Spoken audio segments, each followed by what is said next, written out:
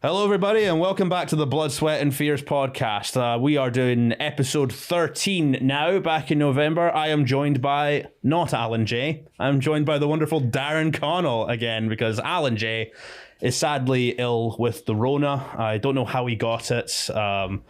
I have a feeling he's just gone and made up other diseases as well. Alan, he got polio confused with the Polo Lounge. He's just sat at home, ill, doing whatever he does. I think he's playing that new RoboCop game. But how are you doing, Darren? Thank you for giving us a last-minute call. I feel like a super sub. So I also have the Rona, but I don't care about you. So. Motherfucker. No, but it's really nice to be here, and it's lovely to meet you as well, mate. So thank you. Thanks for asking us. And we have a really exciting guest with us today. He's one of my favorite stand-ups on the circuit. Please welcome the wonderful Ignacio Lopez. Thank you, man. Pleasure to be. Episode 13. What an apt number as well. Oh, yeah. If it was a Friday, then we'd be fucked. We'd be rocking it. Yeah. Once this go out, we can pretend it is. I love how on they're just building a bunch of new buildings in Cardiff where I am, like high rises and stuff. And it still makes me laugh that there is no 13th floor on any kind of, it's just a 26-story building, but it's actually a 25-story building, but they've just marked up there's no 13th floor. And it's like, I've got some bad news for people moving on to the 14th floor, okay? Because you are on the 13th floor. Floor 13 does sound like it would be the name of a horror movie as well. It definitely is, yeah, 100%. It's about I think, well, there is a film about a killer lift, I think, a killer elevator. Devil, yeah, which should have been called Floor 13, I think. You know, they missed the trick on that one. Yeah, because I don't hear the word devil and think, an elevator. Yeah. I mean, I don't really like elevators because I'm autistic and don't like being around people, but yeah, I'm more of an escalator kind of man, you know? I just resent having to go to floors other people have pressed. I'm like, this isn't where I wanted to go. What are you doing? Like, you got to stop like 5 times before you get to wherever. So. Oh, the worst part is I've got that at my university, right? And when I go into the elevator, if I'm late for class, it'll always go to the floor that's been pressed first. So my class could be on like floor 3 and there'll be some cunt in there who's pressed floor 10 and I'm like, I have to wait to go up to floor 10 and then it stops at every floor on the way down. And that is the dumbest system for elevator. It shouldn't do that at all. It should be, what is the closest floor? All right, Strathclyde, do better. Yeah. my idea of a horror would be the elevator breaking and just having to walk upstairs. I think I'd be dead before I got the 13th the floor. sound of the panting villain in it, you know, is you just climbing up those stairs. Everyone's like, what's that noise? Jesus Christ. You know what? Horror movies have gotten so artsy now that I reckon there will be a horror film about just someone walking upstairs trying to avoid a killer. And it'll be marketed as like this next big thing, like, you know, how It Follows was, and then it'll get critical acclaim, and then you'll see dweebs in sweater vests making videos, essays about it. I haven't even talked about the movie that we're talking about, but before we get onto that, recently I did have a pretty big gig. You were there in the audience. Played the King's Theatre for the BBC New Comedy Award final. By the time this goes out, I can talk about it. I did not win the thing, sadly, but opening the King's, that's my win. It was... I can't describe how fucking cool that was to like celebrate 2 years in comedy, opening the King's Theatre while like fucking Darren Harriott and Zoe Lyons and all that are in the wings. I don't know what's going to come of it as of yet, but hopefully big things on the horizon. I'm taking a little bit of a breather now just to write some new material, then I'm going to get back out there on the circuit. It was fucking lovely to have you as well there, Darren, so thank you so much for coming along. You know, we were very proud of you, mate. Like, genuinely, I've been doing stand-up in Scotland for a long time, and when I started, it's, you know what it's like, people are a bit bitter and stuff. Yeah, totally. Yeah, like, that was amazing camaraderie from everyone, and you smashed it, mate. Like, I sent you a voice note after it, and I could feel myself getting emotional. Oh, I could like, hear you getting emotional. 10 years ago, I was a bitter bastard. Like, so it was, like, really nice to just, first on, he smashed it. You get a couple of applause breaks, and you done so well, Darren actually had to mention you, and I was like, yeah, good. That's awesome, man. Good work. Excellent stuff. It's really funny though, because I was sitting backstage with all the other comics, right, and as soon as Darren mentioned my name, I knew I hadn't won it, but I was like, I don't care. This feels nice. Yeah. And like, no one can take it away from me that I've opened the King's Theatre. That's the best way to look at it, man. I stopped entering competitions after like the first couple of years of comedy because I was like, it's so much pressure. But if you treat them like a gig and you enjoy it for what it is, like each of the kind of venues you're playing and stuff, that's the best way. So just enjoy every gig you can take. And it's kind of full circle because you were the host of my first ever comedy competition when I was still going by the Glasgow Kids. And he was online as well, of all things. So. Oh, mate, nothing will humble you more as a comedian than having to sit your laptop on an ironing board to do a So You Think You're Funny. Be honest, right? What did you think of a guy called the Glasgow Kid? I was like, this guy is going to come on in a cowboy hat and pistols and just like fire punchlines, you know. I thought it's a cool nickname, but as a stage name, I think you've made the right decision to go by your name now. That was a good one. Yeah, I mean, because imagine if I hadn't, and then the BBC New Comedy Award announces the Glasgow Kid at the King's Theatre, and then I probably, you know what, that probably would have set a precedent in the audience that I would have ended up doing less well, because I mean, I was talking about this on like other podcasts as well, but it was a stupid name, and it was only because I was afraid of being myself on stage. So thankfully gotten rid of that. Dean T. Burn all the fucking way. Nice, yeah. Man. But it would have meant as well, if you got like a great reaction, obviously in Glasgow, and then went through to like somewhere else, you'd have to change your name depending on which city you were in. Oh God. To get a good reaction from them as well. So you'd be like, oh, it's the Five Kids, you know, it's the... I ain't taking Stuart McPherson's heat off of him. He's the only comedian I know from Five, I think. I'm sure there's more, but he's the first one that comes to mind. Or just like changing it like the Cardiff Cat and stuff like that. I'm so pleased you didn't go with sheep there. You know, that's because that's the kind of... You showed a lot of restraint there, Dan. I'm Scottish. I can't slag countries for sheep. I didn't know you were from Aberdeen. No, just Scotland in general. But first time I came up here to Scotland, I was like, you know, coming up from Wales. I did a compilation show in the Fringe with a group of Welsh acts, and we called the show "Escape from the Land of the Sheep" because we'd never been to Scotland before. And then on the way up to Edinburgh from Swansea, we were living at the time, we got out of Wales, and then I've never seen so much fucking sheep in my life as in Scotland. I was like, I think we gave our show the wrong name, guys. All right. Everywhere, like, so. Whereas, you know, in the main cities in Wales, you don't see any sheep. You know, it's a kind of rural thing, but that's the stereotype people like to put out there. So we should have named it something different. But why is lamb so expensive then? If there's so many fucking sheep about? I mean, mutton's fucking. You know what? That's probably it, because they let the sheep age too much, and then you've got too much fucking mutton that tastes like dog shit and is so cheap, and then you got the lamb there. It's just like, oh, we're gonna make that more expensive. I mean, I want to have lamb more often. Is that too much to ask? I love how you're genuinely upset there. It's like, the cost of lamb, that's the great debate, isn't it? I think people with lamb, people are paying for the cruelty of killing the younger of the thing, isn't it? It's like, well, you know, I'm glad we're on a horror podcast for that kind of things as well. Kill the children first, you know. Yeah, we should eat it on a lift. Lamb dinner on an elevator, man. Rock and roll. Oh, that's going to be the sequel to Devil, probably. Yeah. So we should probably get straight on to the movie we're talking about. It's a movie I've never seen before, and I'm really glad that you picked this, because we went through a couple of options when I asked you to come on. We could have done like Child's Play, New Nightmare, things like that, but Session 9 it's unlike any fucking horror film I've ever seen, and like, usually we do pretty fun horror films on this podcast. This is the first time we've done one that's like a proper slow burn, proper psychological drama kind of thing. And the funniest thing was, because I had to shuffle around with getting a guest host for this because Alan was ill, Darren actually did not have time to watch the movie. So for the entire of this episode, me and Ignacio are going to be like the fucking plucky-eyed screenwriters who are trying to pitch this movie to the Hollywood producer that is Darren Connell. And he sat there wishing he had a glass of scotch that's really apple juice, because I don't believe that drinking scotch thing is actually a thing. I reckon they're all drinking apple juice, because apple juice is fucking class. Probably goes pretty well with lamb, actually. I'm going to try that out tonight. In movies, they're definitely drinking apple juice, you know? Like, if you imagine like all the kind of famous movies, they can't be drinking whiskey for that many takes. They'd be fucked. It wouldn't they wouldn't get a line out. It would be dreadful. I mean, I've seen how James Woods is now. He could have been drinking whiskey. That explains a lot, actually. Yeah, I think so. That's that guy should not drink whiskey and tweet. That's what James Wood motto should be. Just stay off the whiskey. Yeah, but what was it about this that kind of, because you told me this was one of your favorite horror movies, so like what is it about it? When growing up, like, so weirdly in Spain, you don't at the time when I was a kid, you don't really have film ratings.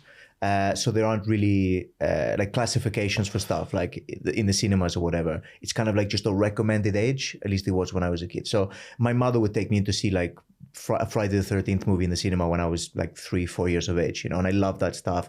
The Nightmare on Elm Street movies were some of my favorites. Loved the Child's Play movies. I had the Chucky doll when I was a kid, Oh, I really want to get one of those. Tape in the back you could put in there and the Good Guys doll, and but then you could record your own stuff and have it say whatever you wanted. So like originally it wasn't lines from the movies, like a kid's toy, and I used to put the tape in, I'd record horror lines from it, and then people would come around the apartment in Mallorca and we play them. So I loved horror movies growing up, and I loved to scare people and stuff, and I loved sort of like props and like real effects, like The Thing and Nightmare on Elm Street movies.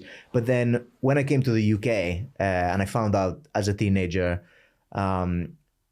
I'm not allowed to go into the cinema and see whatever movies I want. So that kind of put a bit of a curb on seeing movies. Like I broke up the cinema and they were like, have you got any idea? But like, no, why? And like, this is an 18. I was like, yeah, so? I'm like 13 years of age or whatever. And they're like, no, pal, get the fuck out of here. Like, what are you talking about? But watched a load of DVDs. I got into stuff on DVD. And one day, my friend and I, who was in a metal band, turned up with this DVD, and he was like, oh, we're going to watch this movie. I've heard really good things about it. And it was Session 9. And I like slasher movies, gory films and stuff. And then there's this slow burning, which is almost like the film is 99% atmosphere. Like it's such a slow, dense movie with just kind of, playing with stuff like soundscapes and tape recordings, really creepy, old-fashioned sort of audio. The audio in it's incredible. And he came with this movie, and it was also the first time, because I don't do many drugs, but my friend who was in the band suggested, why don't we watch this movie? We didn't make hash brownies, we made hash pancakes. So we basically, it's like Gone Midnight. We've got in from a gig or something. He's got this horror DVD we've never heard of. And he was like, let's do hash pancakes. So we just made a shit ton of pancakes, and we just consumed all of these pancakes as if it's breakfast or whatever. Just kept on eating. And I was, as a complete amateur, I was like, I don't feel anything. I keep eating the pancakes, right? And then obviously it hits you like a third of the way from the movie. And this was the most terrifying movie. And then I'm paranoid, and these sound effects are not helping while I'm watching this thing. These creepy sounds, I'm like turning around and worrying and stuff. And it's like the story is set in an asylum, and in an abandoned asylum, and it's a group of guys who go in there to clear the asbestos, and it's just a really creepy film. And I just remember sitting there terrified the entire time. And that the first opinion of a movie, I think, sticks with you for a long time. So even on subsequent viewings, I'm getting like almost like acid flashbacks to that first experience, sitting in my mate's like apartment watching this movie, just the two of us, not talking for like 3 hours after the film had finished, just convinced one of us was going to kill each other, See, if you watch this again, do you have to eat pancakes with it just to like get back to that memory? That's it, man. I put on weight every time I watch this movie. The maple syrup is CBD oil. I'm going wild on this. Darren, you ever had hash pancakes? Do you know what I was going to say? That I've never heard of hash pancakes. I don't think it's a thing, to be honest with you. I think we didn't have the ingredients for anything else. He was like, we got eggs, we got flour. Like, let's just do pancakes. It's just a pancake with hash in it, and you fold it up. Yeah, it was like a calzone. It was like a hash fajita. That's what I was eating. I was just kind of put some chopped peppers in there as well. Yeah. I mean, I actually have seen savory pancakes being a thing in like America and stuff. Like, I've never tried them, but they sound class. Yeah, they do like this, when you go to like a crepe place or whatever. They do like savory ones there as well. But it's always weird having savory pancakes. I'm so used to having them as a sweet food. So they do one at the cinema that I go to where it's like you can get turkey and I think it's Kraft cheese inside a crepe, and it sounds disgusting. Yeah, it's gross, man. I would never pair turkey with cheese. That sounds weird to me. Yeah. You could. It was what was nice about the punks. They were so sweet that you couldn't taste any drugs in them whatsoever. So that's why we consumed so many of them. We were like, oh, this is great. This is fine. And you probably need the dopamine from the pancakes because this movie is fucking depressing. Oh, totally, man. Yeah, it affected me for a long time. I thought about it for a long time after. So, and I, at the time as well, I was doing one of the things I talk about in my tour show is just like how much of a failure I was at that part in time in my life. Like music wasn't going great. I was working multiple jobs. And I did a job at one point, which was quite similar to this one. Thankfully, not in an insane asylum, but it was cleaning out a slaughterhouse. So, it would have been a great setting for a horror movie, but Texas Chainsaw Massacre. Yeah, absolutely. But it was a big industrial one, and we had to clean out these drums of like places where they kind of process like chicken meat and all that kind of stuff. And the stench will stay with me for the rest of my life. It was horrific. So that in itself. As well as pancakes. Just I've got these flashbacks to the movie every time I think of this. That would turn anyone vegetarian working in a slaughterhouse. Like, that's what I always hear from chefs. I wish I could say it did, but I'm still a meat eater, unfortunately. Even though I know I'm on the wrong side of history. I know I'm doing a terrible thing, but I can't give up chorizo, man. It's not happening, So am I, but that's because I'm bisexual, not because I love meat.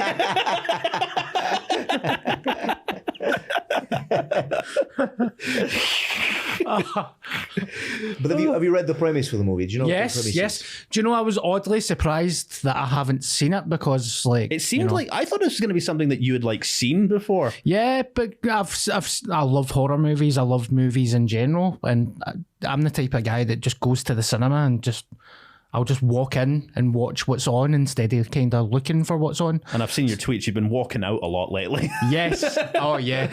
So I was really surprised that I've never heard of it. Do you guys remember a film? I think it was called like I or something, or oh god, well, it must have come out like 2008 or 2007, 2008, something like that. It rings a bell. It's kind of like a Big Brother style.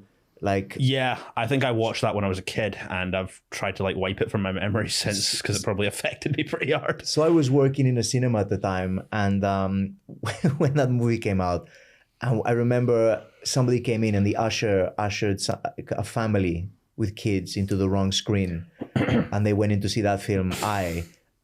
Basically as somebody is chopping into somebody's face with an axe. Like, it's really intense, bloody moment. Yeah. And like these kids just go in, they think, oh, the film's already started, not realizing what's on the screen. And then this horrible like thing happens and they just came out. The kids look traumatized as it will be for the rest of their life. They came in to watch like a Pixar movie or something. And yeah. So and that usher got fired and then had to go sign Justin Bieber to save his career. But yeah, man, I'm a big horror fan, and I'd not heard this till my mate just rocked up with a DVD. I think it went under the radar. It was a bit of a kind of indie cult classic now, like movie. And again, you can't find it on many platforms. It's not on any streamers. It's you have to dig out that DVD collection, and it risks being forgotten, and that's why this podcast is covering it, so it's not forgotten. Yeah, everyone should check it out. Great cast. Yeah. Peter Mullen is like my hero, so I was kind of not embarrassed, but I was like, why have I never heard of that? Oh, he's so good in the movie, man. Yeah. Like, I love a sort of character actor-y kind of performance. Like, see, if this had been like a big star, I don't think it would work the same way. Like, I was saying this outside, it feels almost like a theater production. And with that, it's like you're casting the actors in it because they're going to bring the best performance regardless of how popular they are. I mean, I don't know if this came out before CSI Miami, before David Caruso was like known for like the whole Horatio Caine kind of thing, but the charisma he brings to it is just, it's unlike anything I've ever seen him do, because I'm used to seeing him be like the cool Clint Eastwood gunslinger kind of guy popping puns, and here he's like, it's almost like a Fight Club scenario, isn't it? Like with Tyler Durden, and I don't know, seeing Horatio Caine swear was weird to me. Well, also, it's like seeing him not like do a pun every time he enters a room or something, whip off some sunglasses. It's a shame Alan's not here, because like he would be fucking knocking out all the Horatio Caine puns. Yeah, he's worse. So yeah, the premise of the movie, which is like incredible, is like a group of guys who just work for like a cleanup company going into an insane asylum that's been abandoned to clean up asbestos. Which, I mean, quite frankly, Asbestos has racked up more kills than Jason Voorhees. So that should have been the main villain of the movie. That's scary enough as it is. I don't know if you've ever gigged at the Panopticon, but yes. Is that what it's built out of? Is it asbestos? It's like an old comedy hall that they have here. I think it's like where Laurel and Hardy did their first performances. A lot of new comics like performing there because of like the historical setting. But you walk into that room and it's like a fucking scene out of BioShock or some shit. And it's riddled with asbestos. And I feel like it's not killing the people that go to it. It's aging them because every audience is like a fucking old crowd. And it's like, it's quite challenging and tricky to play that room, but like a good fun one if you're a new act. But the older people are practically made out of asbestos now as well, you know, so it's fine. Just as well you never did a funny bunch there. I have had a strange gig in there though that was like a horror movie. Oh, what was Good it? fun though. It was like a multi-billed mixed talent night, and I went there to watch my friend, and it was going so badly. My friend said, "Can you please come up and do 20 minutes?" While on stage? Yeah. Oh my God. And I was like, "Mate, I'm just here for a beer." Yeah. And he was like, please. So I walked into the back. There was a costume department in the back, and I just like stuck on a top hat and a jacket and just went up. But and lo and behold, the Glasgow Kid was born. It's so weird though because the stage isn't even. It's like the stage is kind of lumpy. Oh yeah, it is. So it's like you're walking over lumps on the stage and it's just freezing and really damp. And, you know, some of the acts on were just like kind of vaudeville-like, but not that funny.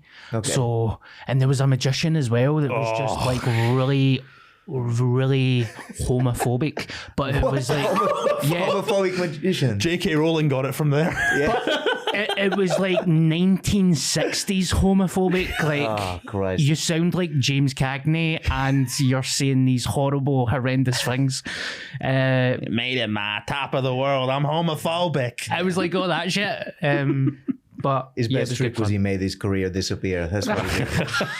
Because I see magicians come to comedy gigs and you can tell every comedian in the room fucking hates them at the moment. Like, especially if it's something like, have you heard of the Free For All night at Monkey Barrel? No.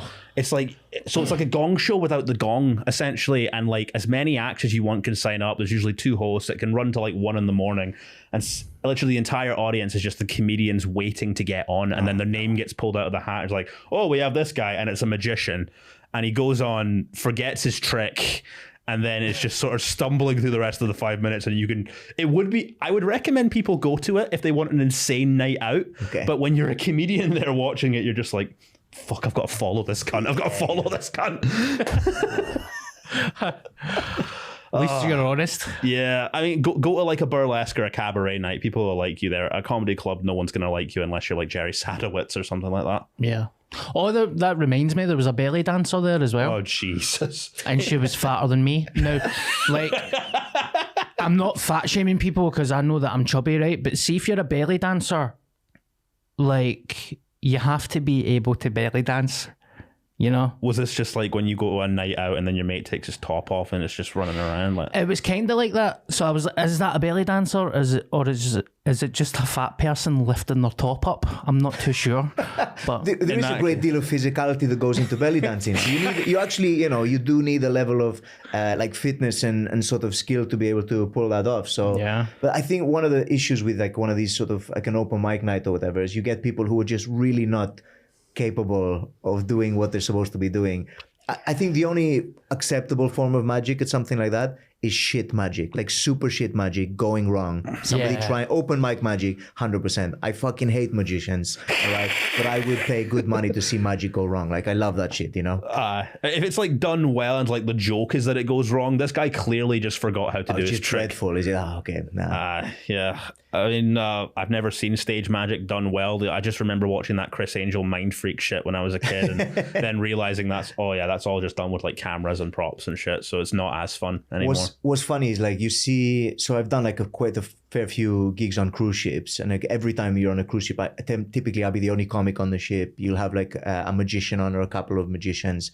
So these are people they're the type of people who play Vegas and like the big. So you're seeing the best of the best, really, the people who kind of like top of their game. And then when you kind of like do a comedy gig and there's the magician on or something, and you kind of like, fuck, man, you can tell they've gone into a shop and bought the exact same trick as like the massive magician has bought with the same pattern, everything, like the script. They call it like the patter in a box, like banter in a box, sorry. And it's kind of all the script that they say to the crowd and the stuff they do. And it's like, they're just destroying the trick, whereas you've seen people do it because they're all variations of the same thing, Do you think magicians look at each other like how comics do? It's like, oh, that fucking hack with his stupid card tricks. No, absolutely not. They look at, I know this for other magicians look at it and they're kind of like, take note, like that's what we're gonna. It's like the 70s of comedy, like kind of in comedy where people be like, oh, I'm having that, that joke, or whatever. Yeah. They try and find out how to do it, and they use the same pattern all the time. There's only a few like really dedicated magicians who want to be unique and original, and I do commend them on that. But it's not these guys going to 20 act a night, 1 a.m. affair. Go to free for all if you want a wild night out, but not if you. It's something you have to do to progress with Monkey Barrel, I think, because that's how they get you to Top Banana and the weekend shows and stuff. So it's a good wee endurance test when you're starting out, but man, some of my weirdest memories have been involved that night starting to stand up. Like, I almost wish that it took place in an insane asylum. It would make more sense. It's the thing is, like, to have it in an insane asylum, I don't know if it was a real insane asylum. It's an incredible location. Oh, it is, all shot on location, and it's like this old dilapidated building. It looks like such a cheap movie to film because they clearly got the location. And the costumes are easy. They're just all like boiler suit kind of, safety gear and masks for this asbestos kind of testing. And it's shot almost like a kind of like Mike Lee sort of realism sort of film, or like a Dogma 95, like we'll only use the lighting that's available in a thing. It doesn't feel like there's any like artificial lighting brought in. It's all shot on digital camera as well, so it feels very realistic, almost documentary. And that for me, like that totally adds to the grimness and the fear of it and this atmosphere, because it's grainy as shit. Mm-hmm. It's very darkly shot. And like I said, they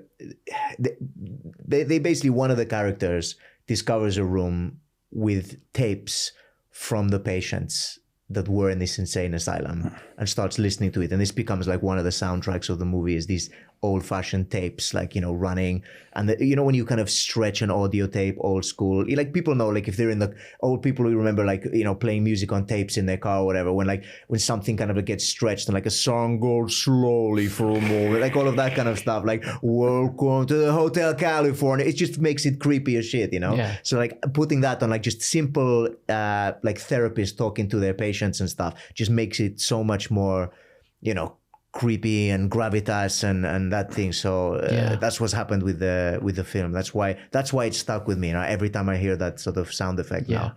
I was looking into like some of the behind the scenes facts of this, and like apparently Don't Look Now was a massive inspiration for it. Like that, I've not seen that movie, but I've been told that it's definitely one you should check out if you're a horror fan. But the thing this reminded me of was, any of you ever played the game Silent Hill? Yeah. It's very much a similar kind of vibe. Like people often compare like Silent Hill and Resident Evil quite a lot, and where I think Resident Evil is like sort of B-movie fun horror, still creepy, Silent Hill is like the proper sort of psychological, like this is going to fuck you up playing it kind of thing. And it's a nice wee sort of difference that you get with horror movies like that, because if I'm honest, usually the kind of film I'll want to watch if like I've got friends around or something would be something akin of like a Resident Evil, like scary but ultimately like fun to watch. This is something where it's like in the vein of Hereditary or Midsommar, where it's like I'd need to be in the mood to watch this. It's an ordeal, man. It sticks with you after. Like, I can watch a horror movie, like a slasher or whatever, and after I'm like, yeah, I feel good, even if there's like a horrible ending to whatever, I'd be like, yeah, that's kind of, you felt something, adrenaline and stuff. Whereas this one, it just kind of fills you with dread, if I go into a building now and it's like, the ceiling tiles are falling off, it looks like there's asbestos in there, I'm reminded of this movie and I think, oh God, I just feel depressed all of a sudden, and that's not that's one of the reasons it stuck with me so much is this. Oh, you should come to Renfrew. There's loads of buildings like that. When you were explaining that there, it kind of reminded me of a movie called Creep. Have you seen that? I love Creep. Yeah. Great movie. Yeah. The one with there's two creeps. Yeah, one is a train. Me and Dean. The train For one. legal reasons, I should say I am not a creep, nor is Darren. So I actually, weirdly, I met the producer of Creep, the train one, when I was in film school. Wow. Because that was they shot it in, I believe, Germany, because it was like a part it was a co-production between the UK and Germany. She's a British film producer, and she produced a lot of horror movies and stuff. And that train one, because isn't the actress from Run Lola Run is in it as well, I think. Yep. She's the main character, German actress. But her name slips my mind now. But I think one of the things they did so well in that movie is like these underground scenes and like the kind of dilapidated sort of, it gives like the location becomes a character in itself as well, because it's so, doesn't get pretentious on your comedy podcast, pal, but like it's all right, it feels like it's got this like rotten core to it, and it sort of brings you that kind of sense of dread and stuff. There's nothing clean about it. It's grimy, and that's what I love about it. It's like, that's why I like movies like Texas Chainsaw as well, because while people see that as like, you could class it as a slasher, technically it's like an art house kind of grindhouse kind of thing, and this is kind of the similar way as well. But there was one element of this that I'm glad you brought the tapes up, but I can't remember the voice, the character's name, but the voice of the character that he listens to, like, I'm telling you, as a voice actor, man, that was fucking compelling, because like it's the kind of movie where it shows off completely what the struggle a voice actor has to go through. Because see, when you're like, you could probably speak to this as well because you've done panto and that, but see, when you've got like you're allowed to use your whole body and your physical acting when you're performing, it's the downside of that is you have to remember the lines and be in character the whole time. Voice actors, they'll have a script in front of them, but they have to create that entire performance just through a voice. And the voice in this, I don't know who the actor is, but it fucking terrified me. Like, I watched this at midnight last night. Yeah. I'm stuck in my room while it's cold, and I've got a candle in the corner because it's that time of year, and it was so effective. Like, it's that proper Silent Hill kind of almost. People do compare this to The Shining as well, like in a way. I feel that. Well, it's an abandoned building, isn't it? And it kind of builds up the atmosphere so much, and just the long periods of silence and stuff bring so much sort of fear to it as well, and just the history of the building, like it being an old building and then mentioning the history and getting snippets of that every now and again, you kind of it feels the same. The Doctor's voice is a guy called Lonnie Farmer. That's a great name. I want Lonnie Farmer to record my voicemail so that any calls up. He's so good at it. I want him to do that. I want people to actually fear leaving me a voicemail, because I fucking hate listening to voicemails. Do you hate voice notes? Absolutely, mate. I can't listen to them. If somebody sends me a voice note, I just text them, I'm not listening to that. Yeah. I don't want to listen to somebody's, like, a draft of their shitty podcast.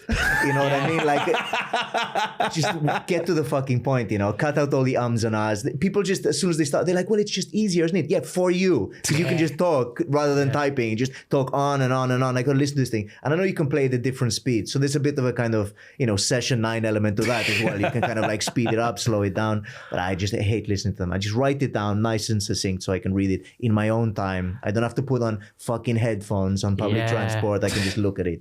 Stuart McPherson's got a great joke about that in his show The Piece, where I think he's talking about one of his friends sending him like really long voice notes, and they're like 15-minute hostage podcasts. And it'd just be like a sort of like, oh, I'm just I'm at the shop getting tickets for getting stuff for bolognese, but they didn't have garlic. They didn't have garlic. And it was like, I get what he means, like sort of get to the point kind of thing. Mate, the updated version of Session 9 would not be discovering a room filled with these tapes. It's going to be somebody finding an iPhone from this year in 20 years' time. And it's just the insane ramblings of a maniac, I'm in a couple of comedian group chats. I've seen some mental voice notes, and it'll be stuff like, "Oh man, the gig didn't go that well tonight," and then just describe what feels like almost a pastiche of a weird gig. They're entertaining, but it's like, for fuck's sake, dude, I'm on a train back from Edinburgh. I'm knackered. I've got to get an Uber to get home because there's no buses going because the bus system here sucks. And don't make me listen to this. Just let me watch the Spider-Man cartoons on the train in peace. I wish I was making that up. I actually am that nerdy. No, man, I've been catching up on Justice League because they've added that to the animated series, because they've added that to Netflix. That's what I've been watching on trains recently, I knew there was a reason me and you got along in that. There's one. David Caruso actually said this a really interesting thing about like how they filmed this. So like the whole setting, like I love when a setting of a horror movie like feels like a character. And it's definitely the case with this, because he says like it's a place you never really felt comfortable in. There's not a like day 3 where you're throwing water balloons because it's so much fun to be there. It's always scary. You can feel the pain of the people that went through like the Danvers place. It's rough, not fun. And they don't have to dress any of the sets. Like the federal government, I think, walked away from that building like 30 years ago. It's generally an abandoned insane asylum. Because it's a true. So in the film as well, one of the things they mention is that I think it was because of Ronald Reagan or something. Was it Reagan who closed down, like cut funding for all the insane asylums in the US? I don't even know if that's the politically correct term to say insane asylum. It's a I don't know what psychiatric hospital, I guess, or something like that. But I don't know. They closed down funding for all of that stuff. So literally overnight, all of these people in these places were just kicked out of these buildings.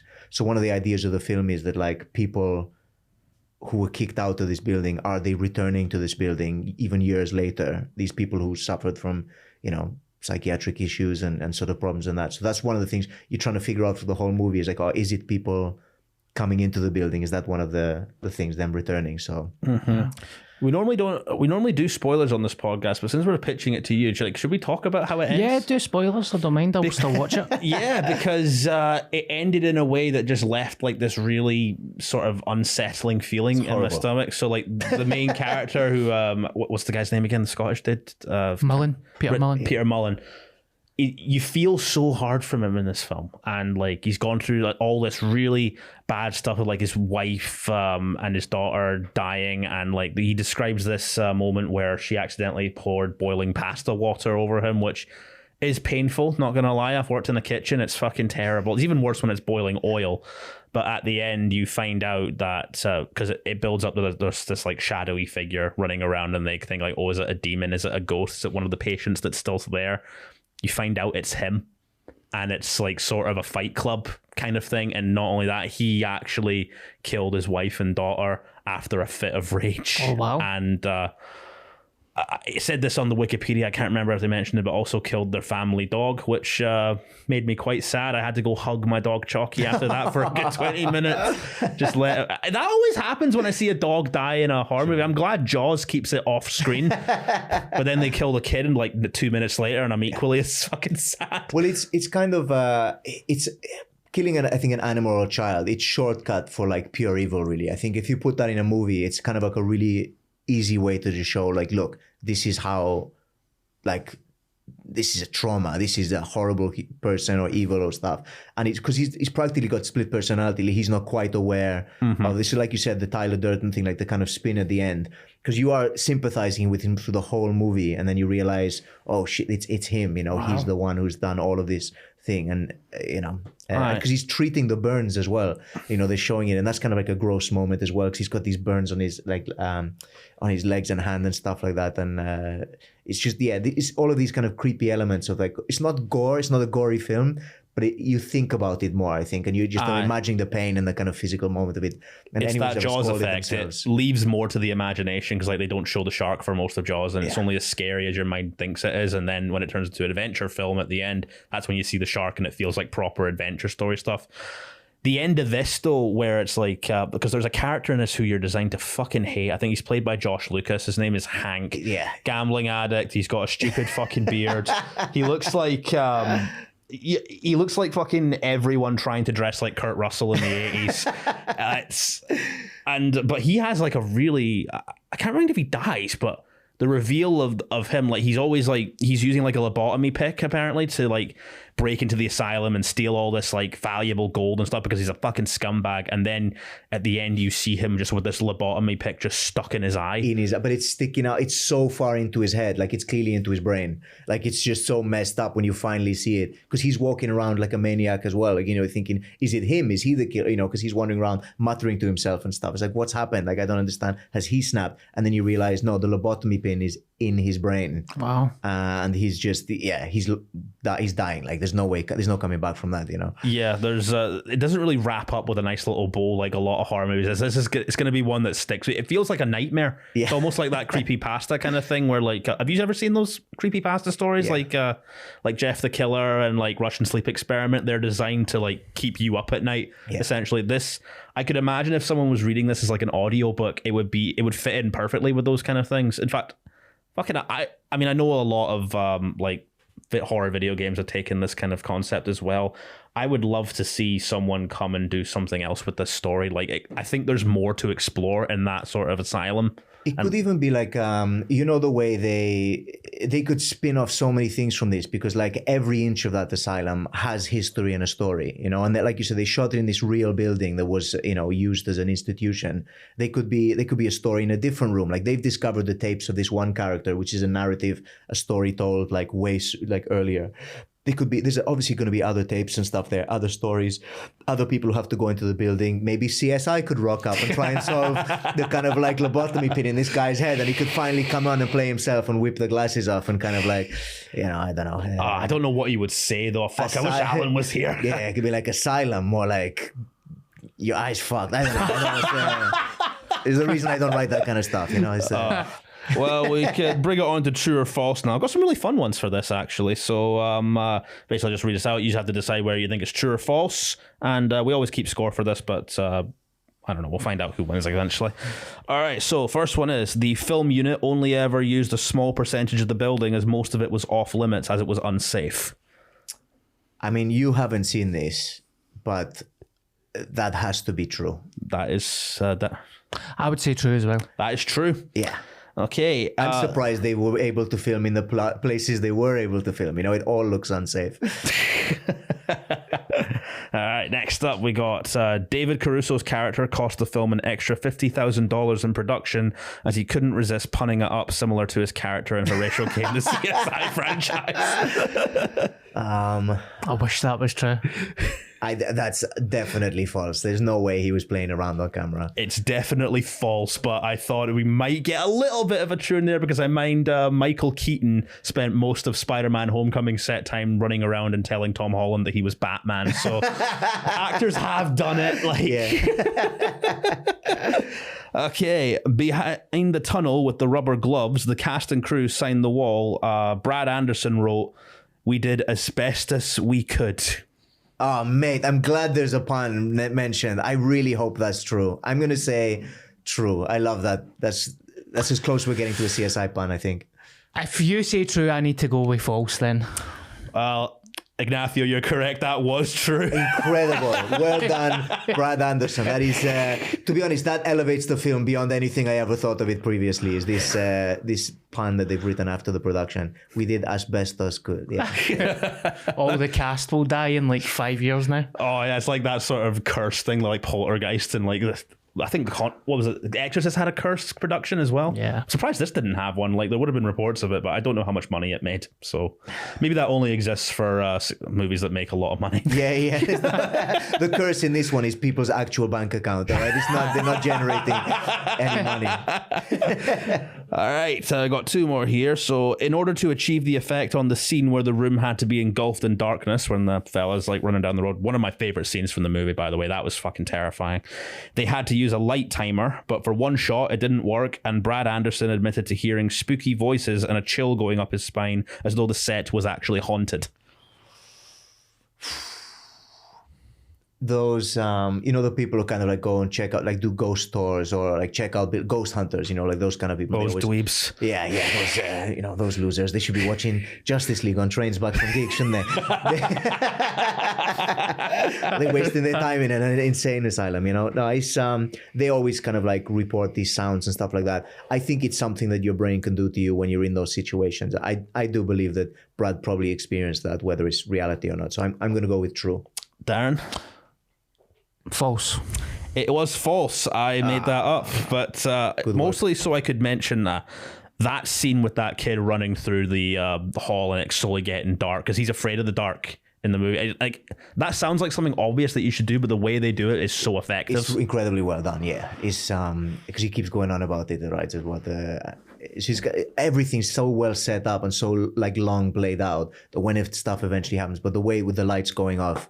And it's such a simple scare as well. What I love about the movie is it's not supernatural, you know. It's got these elements we think, oh, could it be ghosts or whatever? It's not. It's just like creepy shit happening in an old building. That's perfectly possible, you know. That's the previous tenants of this building. I don't know if that will be picked up on the microphone, but I think that was actually mail being delivered. That's what it sounded like to me. I hope it is. Well, it's about time we had a slasher movie starring a mailman. Like, I'm surprised that hasn't happened yet. Yeah, it's a letter with a asbestos in it. That would have been funny if I didn't fucking choking my tongue there. I mean, a letter opener would be a good horror weapon. Yeah, I'm sure. I mean, definitely there's been murders with a letter opener. I think they're quite sharp. And I'm sure Chucky's used one at some point, but he doesn't have like a signature weapon like other ones. He just uses whatever's there. Chucky, I fucking love you. All right, last one is a large subplot was ultimately cut involving a homeless woman who lived and lurked among the building and the workers. The filmmakers deleted this because test viewings found her to confuse viewers who thought that she was Mary Hobbs, who is the patient on the tapes that they hear. I'm not making this up. I swear that's in the movie. Maybe. Oh, it says here they deleted it. I mean, I remember. That's why I brought up. Have you got the director's cut of this? Maybe. I don't know. I swear I remember like the woman and stuff, like, because that was the whole point. You thought she was the killer from the tapes. You know, you thought this woman was like around the tapes and stuff. Well, it is true, and apparently is also in the movie, but it wasn't in the cut that I watched last night. Okay. Maybe it's like a Blade Runner situation where there's like 50 different cuts of the movie. Because I definitely remember that. Like because obviously she came back. I thought the homeless woman was a woman who'd returned from who was institutionalized and then came back after she'd been kicked out, and that's why she gravitated to that place. I swear that was in the movie I saw. Well, it was true. So I wasn't keeping count, but I think you did pretty well, like evenly with who got them. So well done to both of you. I love having you as guests. Yeah. Yes. It's won a couple of awards actually. Did it? Nominated for stuff. What did it get nominated for? Best cleanup crew.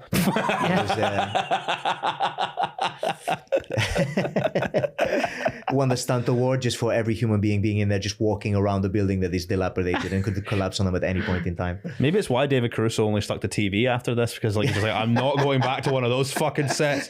I mean, you know this movie's scary when Horatio Caine's getting scared. He's seen some shit. I've seen episodes of CSI Miami where a shark kills a woman who's been stabbed and left in a Miami Bay. If this movie scares Horatio Caine, it must be fucking good.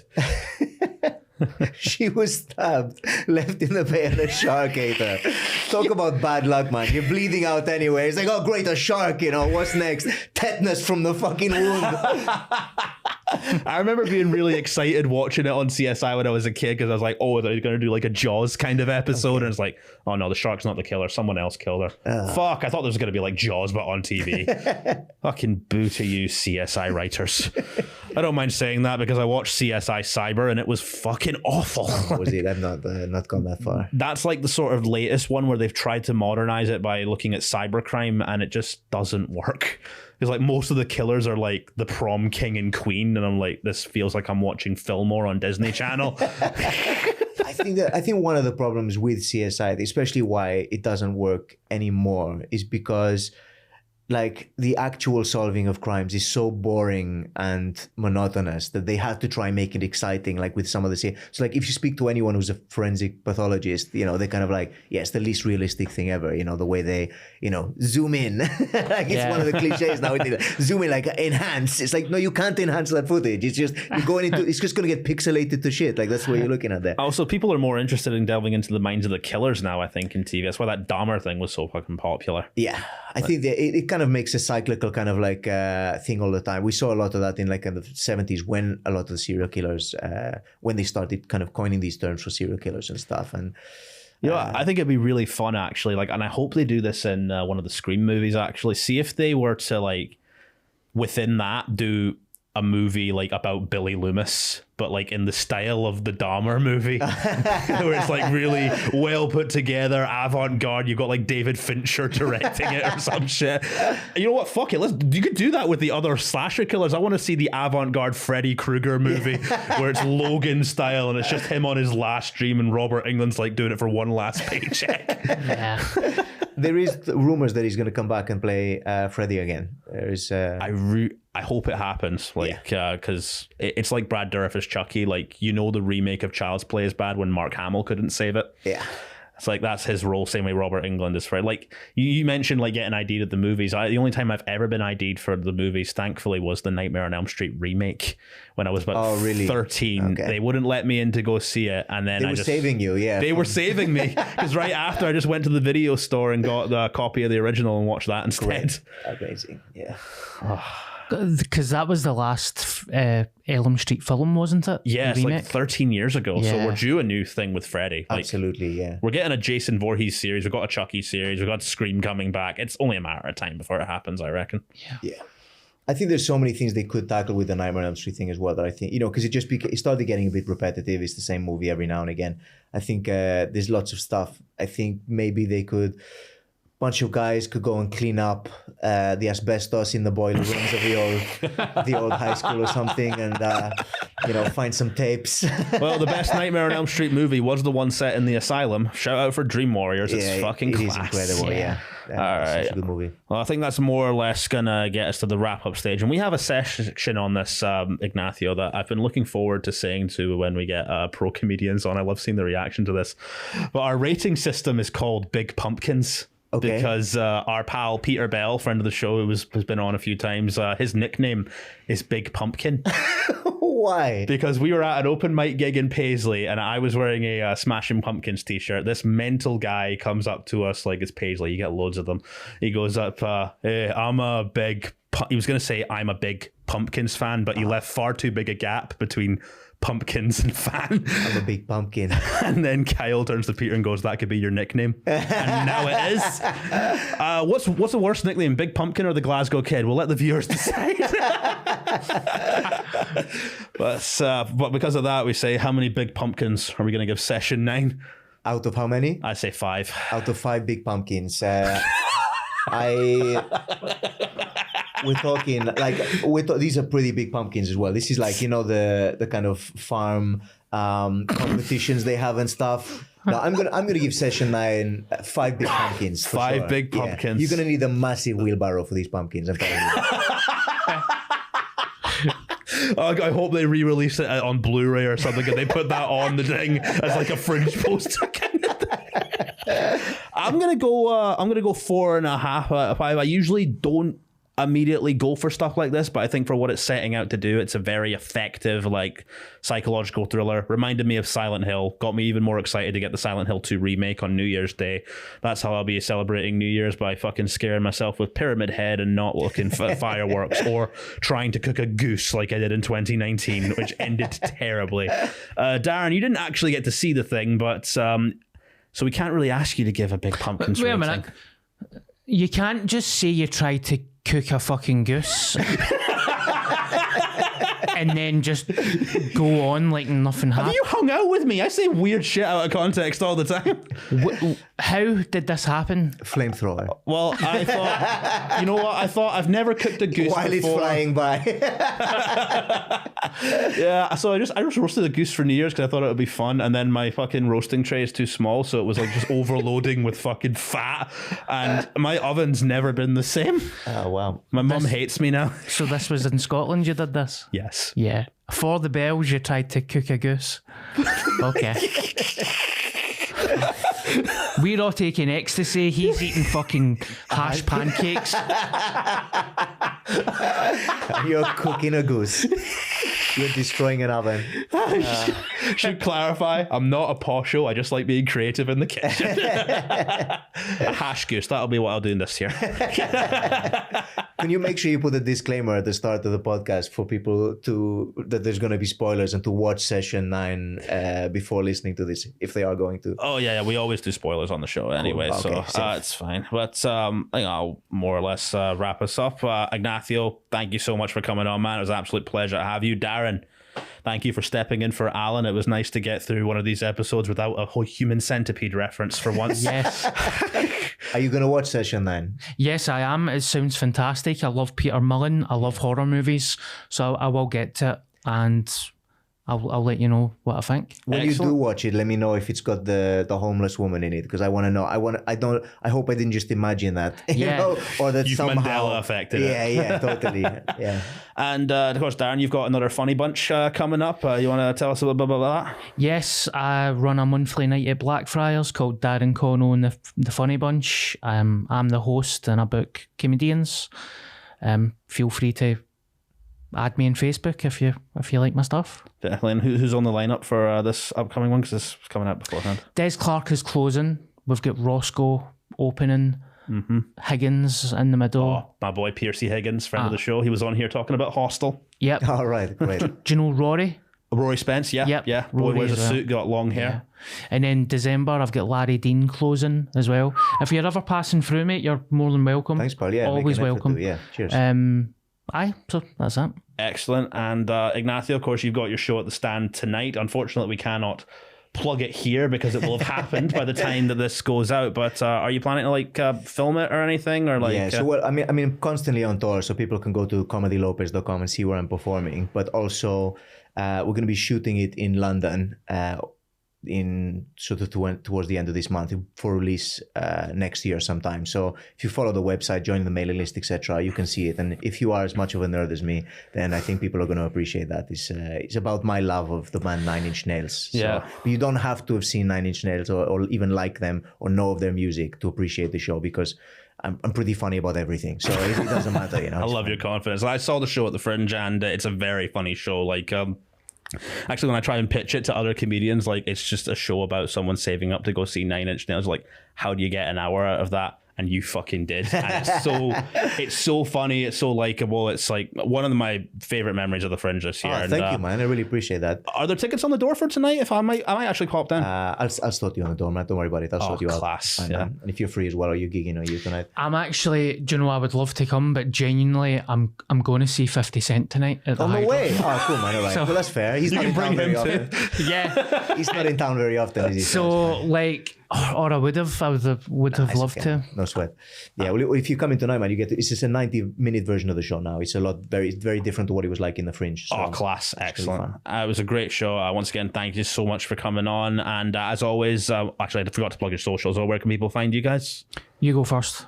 At Comedy Lopez on everything. So just follow me on at Comedy Lopez. Buy tickets to my shows and stuff so I can afford more hash pancakes, which I haven't had for a very long time. And Darren? Just add me on Facebook. Things are not going that well for me.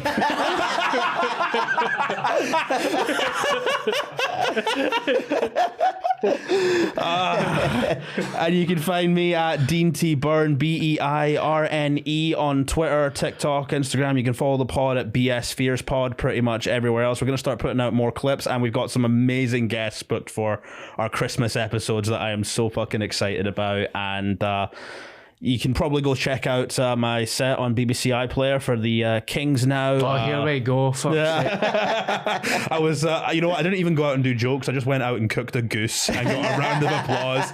Yeah, you can go check that out. Tell me what you think or whatever. Actually, don't necessarily tell me what you think if you're going to be a dick about it. If you like it, follow me, essentially. Thanks so much for watching again, guys. We'll see you again next time.